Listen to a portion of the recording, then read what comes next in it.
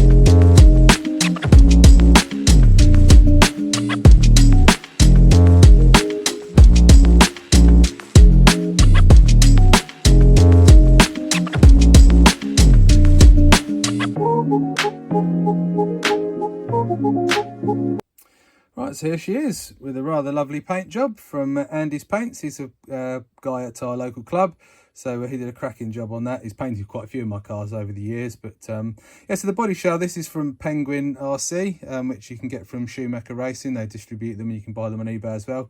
And this is a Parma Tomcat. So yeah, it looks awesome. I really like the look of the shell. It's quite sleek and definitely looks the part on the Kyosho Lazers. So we'll whip the shell off and then I'll tell you a bit of a story behind the car.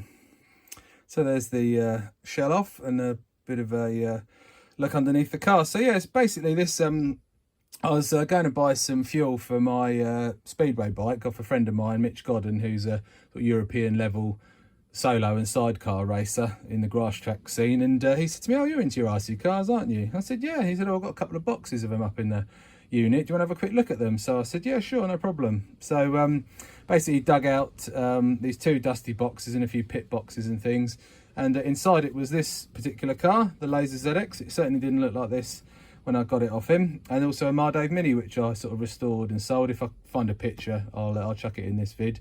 But yeah, this car was a local car. It had, just grabbed the original body shell it had on it. So there it is there. So this car was raced back in the day and was basically untouched from back then, really. So Mitch raced it at Medway and Maidstone Model Car Club. So it's been a local race car, and it's got quite a few nice period hop-ups on it. So basically I went through the whole car, did a full strip down and rebuild, and like I say, if I find the pictures I'll sort of do a bit of a picture gallery on this. But it came with these, I think these are GPM hubs, came with the gold shocks. I think these were standard, but not too sure. Might be auction house ones. They came with these aluminium towers. These are a bit scratched, so I basically redid them and sanded them down and made them all nice and smooth. Then moving back, it's running its standard fiberglass chassis and top deck. It's got a stainless steel screw kit, as you can see. I made a belt tensioner there for it, as these didn't come with one as standard. This is off a Yokomo touring car that I just had in the box. Spectrum low profile servo, Samurai receiver, and an old Tekin RS Pro I had knocking about, and a 7.5 Tekin motor. And the LiPo holder, this is a Yokomo Cal 3 or Cal, yeah, it's Cal 3, yeah, Cal 3 hold down on that. So I've got a little thumb screw there, so you can just basically flip that out and put a low profile shorty in there. And moving over to the back, the penguin shell came with a gear cover, so that's all good. Cleaned up all the drive shafts, they're all quite rusty, so a bit of WD and Scotch Brite and clean them all up. And it's got a wheel speed wing on the back, some new body pins, and yeah, just a clear under tray on it at the moment, as you can see. So just taped on. I might paint it, might not, who knows. But yeah, there you go. That's that. So yeah, the car, I've ran it a couple of times at bar. I haven't raced it yet, but I've taken it along to a couple of test days, and it went really well. So nice to see it back going again. And I think next plans for this car eventually will be to get a sort of carbon top deck, maybe a lower deck as well, just to smarten the look of the car up. But it came out really well. Drives really nice, actually, very neutral, and yeah, I'm sure it will be very competitive in the vintage class. Locally, you have to run 10.5 motors in the vintage class, so I'll probably have to get one of those at some point. But certainly goes well enough. It can handle a 7.5, as long as you don't sort of boost and turbo the hell out of it. It's not too bad, and it drives spot on.